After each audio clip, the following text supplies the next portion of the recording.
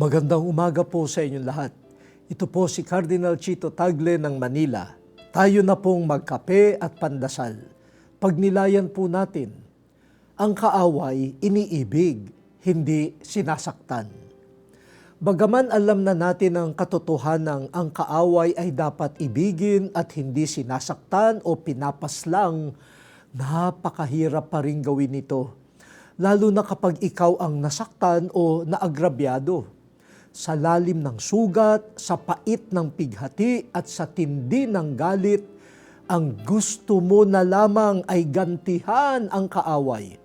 O kaya ay ipadama sa kanya ang sakit na dinulot niya sa iyo. O higitan pa ang perwisyo na ginawa niya sa atin. Imposible yatang mahalin ang kaaway, no po? Ang pag-ibig sa kaaway ay biyaya ng Diyos, hindi gawa ng lakas ng tao. Kaya dapat itong hilingin sa Diyos.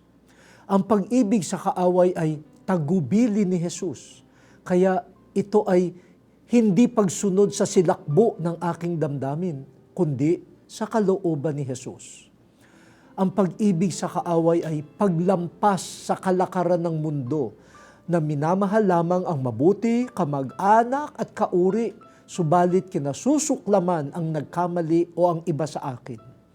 Kaya ito ay pagtulad sa Diyos na minamahal ang lahat, mabuti man o masama. O Diyos, hubugin mo ang puso namin upang matulad sa puso mong umiibig sa lahat. Amen.